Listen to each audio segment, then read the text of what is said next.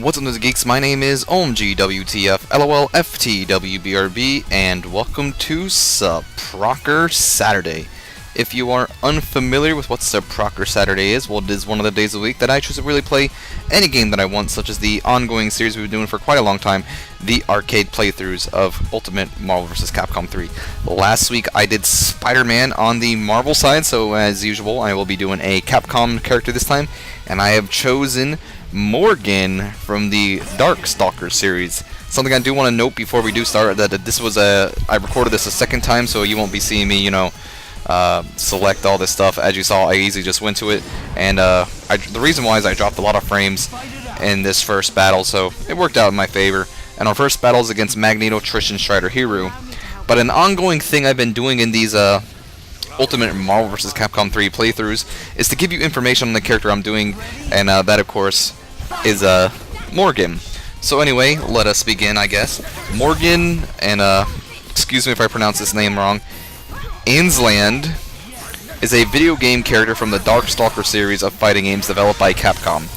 She was introduced in Darkstalkers The Night Warriors in 1994 and has since appeared in every game in the series, as well as in multiple video games outside of the Darkstalkers franchise, and is widely perceived as one of the most popular Darkstalkers characters and one of Capcom's flagship characters. Morrigan is a succubus who is very vain and lives for little more than an excitement of battle. While Dimitri officially fills the role, it has been suggested and implied that Morrigan is the main character of the Darkstalkers series. Why am I pronouncing that wrong? Due to her importance in the overall story, as well as her many appearances outside of her game. She may even be considered a protagonist anti-hero because despite her demonic appearance and heritage, she's not actually evil. Morrigan is named after Morrigan, a goddess of Celtic mythology. She appears as a beautiful young woman with long, light green hair, large breasts, oh my god, a tight leather leotard trimmed in feathers, purple nylons with bat patterns, black boots, and bat-like wings on her back and on top of her head. Morrigan can reshape these wings into spikes and blades when attacking her enemies as excuse me. I feel like, I don't know, like something went down my throat. That was weird. As well as using them to shield herself from enemy attacks. Her wings can also separate from her, forming into clouds of bats, as we just saw in her little winning stance there. Morrigan was created by Akari Yosudia. Like I said, if I pronounce it wrong, I apologize.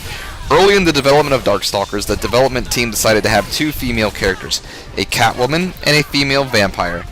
Characters who would become Felicia and Morrigan respectively. Initially, Felicia was intended to be the sexy female character of the title, while the vampire would be the cute female character. However, Morrigan's design took a tone that emphasizes sexiness, causing Felicia's character concept to be altered accordingly. Her costume mirrors her personality somewhat between a bat-like demon and a charming lover. Morrigan has had exactly the same 2D sprites set as far as Capcom vs. SNK 2 as she did in the original Darkstalkers game. Her sprite looked especially out of place in Capcom vs. SNK, where they got visibly pixelated and gaining a black outline in the borders. She received an updated character model only in Tatsunoko vs. Capcom, which was also the first game in which she was featured as a 3D rendered model. In Ultimate Marvel vs. Capcom 3, FEMA Fate Tail Pack, which has been also available for free with the pre-order from GameStop, Morrigan received a downloadable content DLC casual outfit costume based off her human form from the Darkstalkers games and anime series. Morrigan is a succubus born in 1678 in Scotland and is the adopted daughter of Bellely of the Ansland House. When she was born, Morrigan was extremely powerful, so much so that Bellila, I can't pronounce that name, I'm just going to say it now, sealed away part of her power, 1/3 of himself to be returned upon his death, and 1/3 in a pocket dimension, which eventually became a being of its own, a succubus named Lilith. Unaware of Bellila's action, Morrigan grew up and found her life as the queen of the night in Ansland Castle Dole, so she frequently visited the human world to look for entertainment. On one occasion, Morrigan was drawn to the strange power which would turn out to be the fire demon Pyron, and ventured into the human world once again.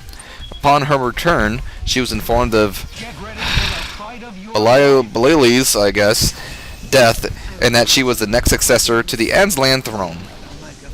Although she is now the rightfully the ruler of Makai, she shrinks her responsibilities and seeks to continue her life as before. Morrigan eventually meets Lilith, and the two begin to merge into one, fully restoring Morrigan's power. Morrigan was the original Darkstalker to break out of her original fighting game series and be transplanted into the Marvel vs. Capcom series in Marvel vs. Capcom Clash of Superheroes in 1998. Not only was Morrigan present, but an alternate Lilith-style Morrigan was a secret character. In her intro sprite, Lilith appears and merges with her in a nod to when the two merged in Morrigan's ending and Vampire Savior. Okay. In Marvel vs. Capcom 2 New Age of Heroes in 2000, she is joined by fellow Darkstalkers Anacarius, BB Hood, and Felicia. Morrigan acts as the sole representative in the Darkstalkers series, in Capcom vs. SNK games, making appearances in both Capcom vs. SNK Millennium Fight 2000 and Capcom vs. SNK 2 Mark of the Millennium 2001. Morrigan represented the series along with Felicia and BB Hood in SNK vs. Capcom, the Match of the Millennium in 1999, and was Darkstalker's representative for the fighting crossovers with Tatsunoko vs. Capcom Cross Generation of Heroes in 2008, Tatsunoko vs. Capcom Ultimate All-Stars in 2010, Marvel vs. Capcom 3 Fate of Two Worlds, and Ultimate Marvel vs. Capcom 3 2000 and 2011, accompanied in these titles by Felicia and Senko. Morrigan also represented the Darkstalkers in a non-fighting roles, appearing in crossover tactical RPG Namco Cross Capcom in 2005, and the multi-company crossover tactical role-playing games Cross Edge in 2008 and Project X Zone in 2012. In all cases appearing with other Darkstalkers personalities, as well as in the puzzle game Super Puzzle Fighter 2 Turbo in 1996 with a super deformed design, the card game SNK vs. Capcom Card Fighters Clash in 1999, and the Sega Dreamcast port of the 2D shooting game Gunbird 2 in 2000 as a secret character, in the North American version of We Love Golf in 2008, and the Japanese version of Monster Hunter Frontier in 2011. With all of her appearances in Capcom crossover projects, Morrigan is the single most common Darkstalker cast member to appear outside of the Origin series.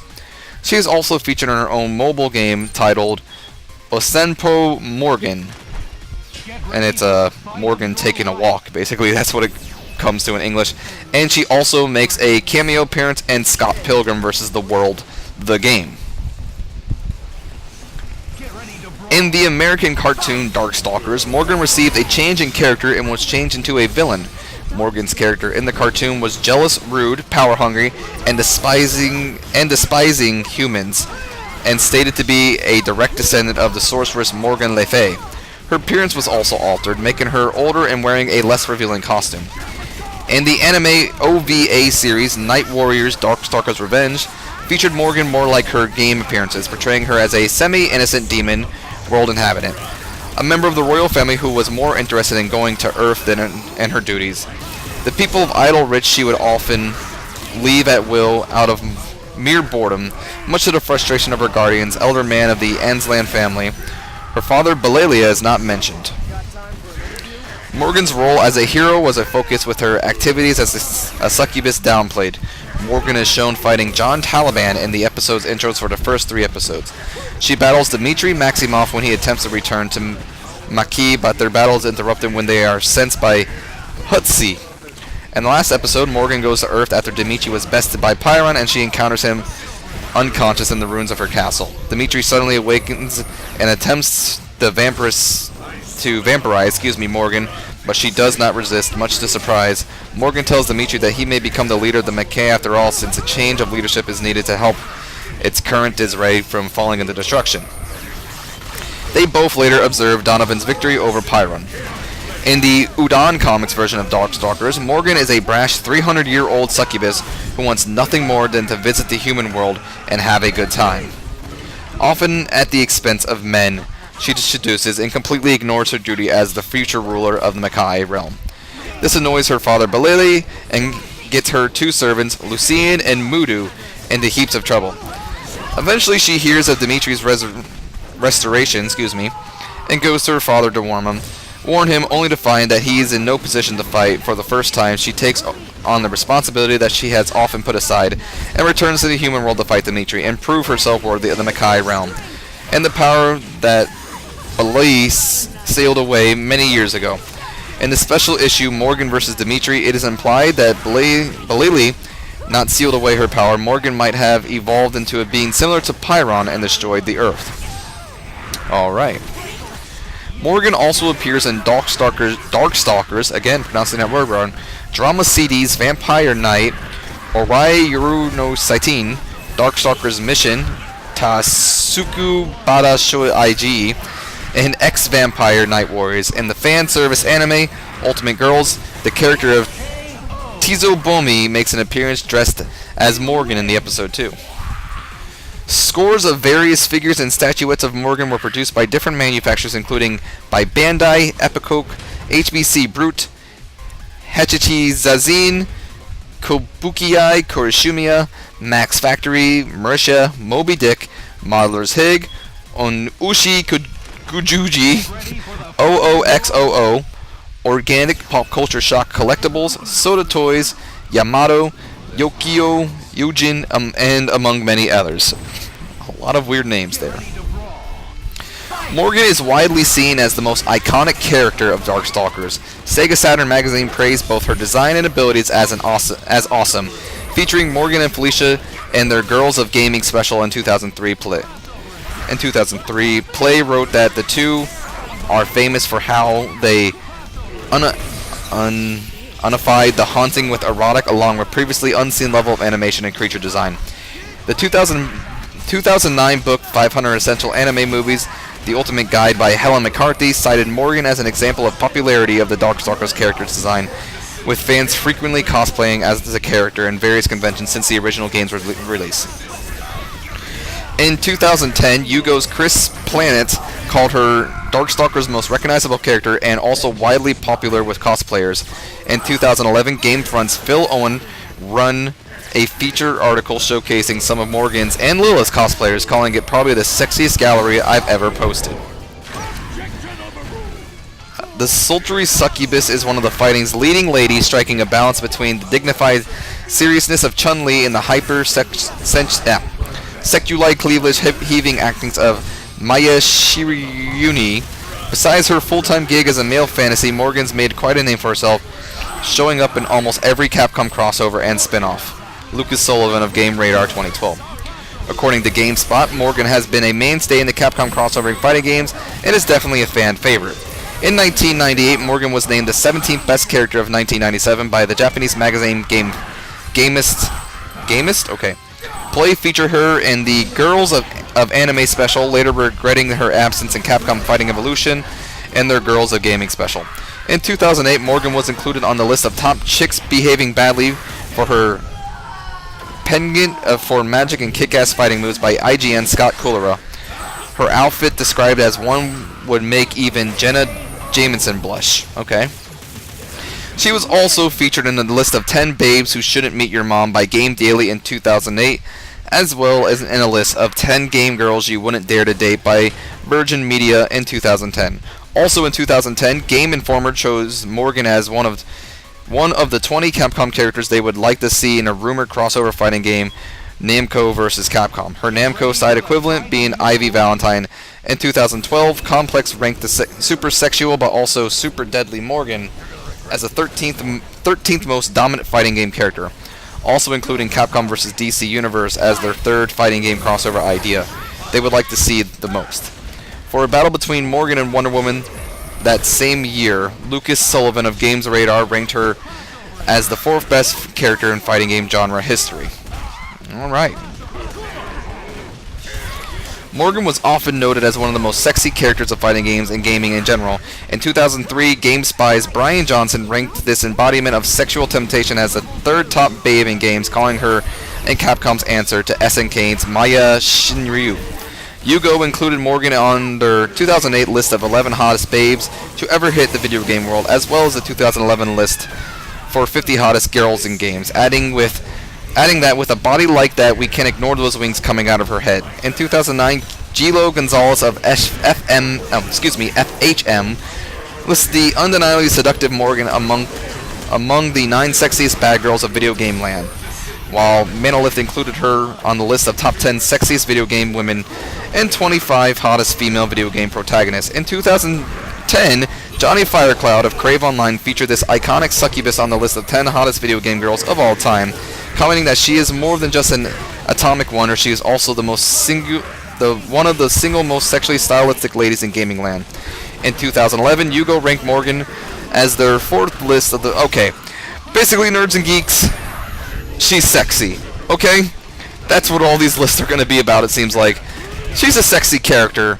I'm not going to lie. I even think Morrigan's sexy. I'm not going to keep reading that, she's sexy, okay? So I'm actually going to just skip all this stuff. If you want to look how many awards or something she won for sexiest character, go to wikipedia.com. You're more than welcome to look it up. I'm not going to keep repeating that people think she's sexy. I'm just saying. So anyway, I'm going to be going over to people that have done her voice. So first we're going to be going over TV. So in the Darkstalkers anime in 1995, Saffron Henderson did her voice. And in Night Warrior Darkstalkers Revenge in 1998, Kathleen Barr did her English voice. And Rai Sakamura did her Japanese voice. And I just want to say that was a clutch win. Or a clutch win, excuse me. So the following games, which I'm going to name off all in one. So in these following games, Darkstalkers and Night Warriors in 1994, Night Warriors Darkstalkers Revenge in 1995, Super Puzzle Fighter 2 Turbo in 1996, Pocket Fighter in 1997, Marvel vs. Capcom Clash of Superheroes, Darkstalkers 3, Marvel vs. Capcom 2, New Age of Heroes in 2000, Capcom vs. SNK Millennium Fight in 2000, Capcom vs. SNK Mark of the Millennium in 2001, Cross Edge in 2009, and Tatsunoko vs. Capcom Ultimate All-Stars. Yayi Jinguji was her Japanese voice actor. In Cross Edge in 2009, Erin Fitzgerald was her voice actor, and she was actually the first ever person to do an English voice for her in the video games.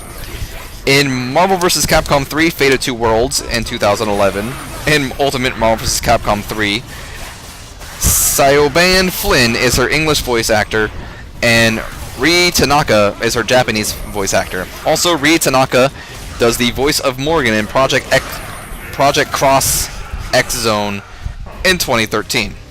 Next, I'm going to be going over Morrigan's, special dialogues and stuff in this game. So her pre-fight dialogues and intros, when she faces off against Tron or X-23, she goes, "Aren't you just the cutest? Magneto, allow me to release your hate." Versus Phoenix, "You need to strip off those prosaic morals." And Phoenix, "Right, don't be so stiff, let's have some fun." Next, I'm going to be going over call names, and for Captain America, she calls him Cap. Felicia, she calls her Kitty, and Phoenix Wright is Mr. Right. Everyone else is just their normal name. Her victory pose quotes: when she defeats Tron or X-23, she says, "He, children should be sleeping at this hour." Magneto, "You need to learn to think happy thoughts." Phoenix, "Show me your true form. Let it out." And Phoenix Wright, she says, "You're so serious, it's kind of cute." Her aftermatch win quotes: when she defeats X-23, she says, "Such a pure and chaste spirit, all the ways in which I could corrupt you." Phoenix, "Strip away those inhibitions and let your true self out. There is no shame in that." Wolverine, "You have a beastly charm, I just find you so intriguing." Shumu Gorath, "My, what strong tentacles you have, I hope the party is just getting started." And Ghost Rider, not and Ghost Rider, there's one more. So Ghost Rider, "All I can see in your soulless eyes is myself. You have no soul worth charming or even destroying." And Phoenix Wright, "I see you like to run your mouth. I wonder if you can use it for anything else." Her assist quotes: for when she's calling for help, she says, "Thank you." And assist finish, she says, "See you again." And her defeat quotes: light attack, she says, "You're too good." And time over, she says, "I was bored anyway."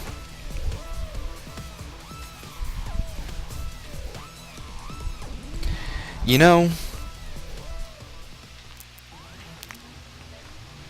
a girl could learn to like it more. Oh, like it here, not more. Wow, learn to read. A little bit different than her original ending in Marvel vs. Capcom 3, the vanilla version, but it's not different as in anything happened different, but I remember there were a lot more people doing voices in there, so I guess they just decided to give Morrigan voices, or Morrigan quotes. But anyway, let's finish off with Morrigan here.